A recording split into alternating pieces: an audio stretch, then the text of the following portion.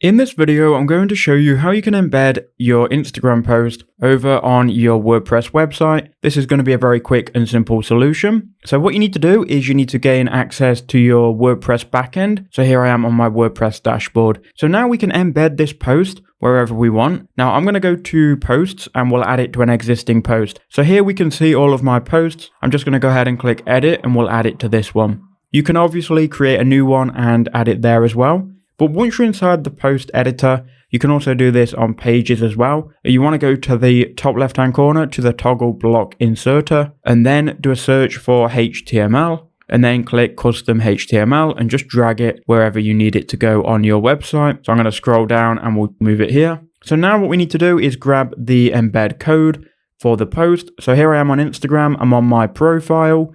We can then choose whatever we want to embed. I'll just embed this one. You can then go ahead and click on the three dots in the top right hand corner, then click embed, and then you can either include the caption or not. I'm going to include the caption. We can then copy the embed code. Now head back to WordPress and paste in that code.